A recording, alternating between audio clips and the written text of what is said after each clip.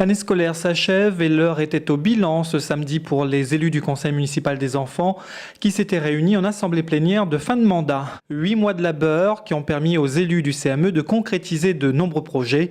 La jeune présidente Zélie Bianchin n'a pas caché sa fierté du travail accompli. Oui, je suis très contente de ce qui a été déjà fait parce que on a quand même très bien avancé. Quelques exemples La fresque dans la maison de retraite, le sentier du GECO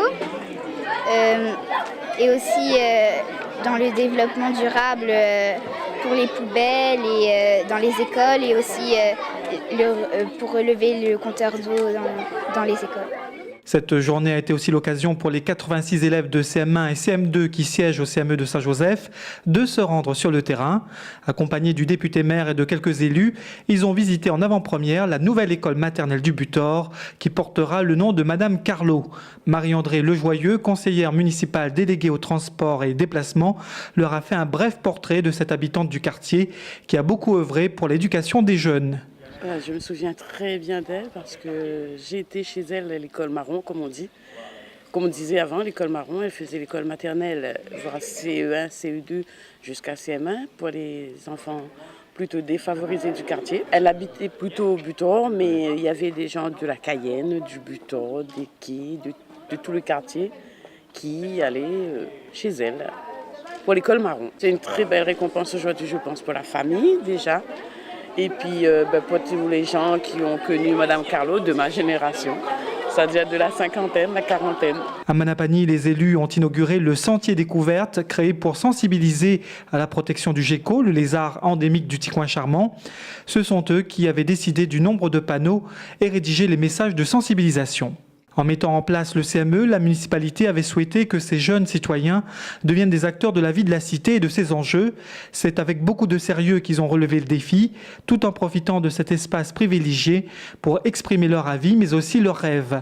Un bel exemple d'engagement salué par le député maire Patrick Le Breton. S'il y a eu une recommandation que j'ai passée dès le départ, avec justement mes élus, c'est de faire en sorte que les services soient opérationnels, pour que les enfants comprennent qu'en général, quand on est dans la jeunesse, on est très impatient et que les choses doivent se faire très vite.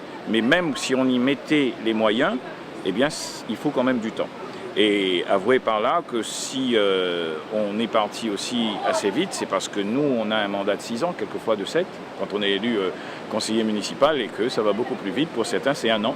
C'est pour cela qu'on a l'assemblée plénière aujourd'hui, puisque certains, les plus grands, vont accéder au collège et seront dans quelques années conseillers généraux, je l'espère. Et puis d'autres prennent le relais en attendant d'autres qui arrivent, etc. avec. Donc le jeu des suppléances, etc. vont amener à faire en sorte que ce soit vraiment quelque chose d'interactif. Et je crois que c'est ça qui a été surtout la réussite. Et moi, en tout cas, je le dis de manière très claire, je m'en félicite. La liste des actions menées durant ce premier mandat est longue. Quelques exemples. Les jeunes élus ont notamment réalisé un calendrier qui sera revendu le 28 octobre prochain lors d'une grande soirée au Cinéma Royal au profit de l'association AINA qui mène des actions en faveur des petits malgaches. Ils ont aussi communiqué dans leurs écoles sur le concours de collecte de bouchons en plastique pour l'association Andy Bouchon, contribué à la pose symbolique de corbeilles de rue, dessiner une fresque baptisée Le Mur Enchanté pour égayer la salle d'animation de la maison de retraite dans le cadre d'un projet intergénérationnel. Fresque d'ailleurs que les enfants ont inauguré avant de clôturer cette dernière journée de travail du CME. Cette année passée au sein du conseil municipal des enfants a été une très belle expérience. Pour une partie du groupe, c'est-à-dire les élèves de CM2, l'aventure se termine. Ils vont quitter le primaire pour le collège avec le sentiment de mieux comprendre la démocratie locale et la citoyenneté.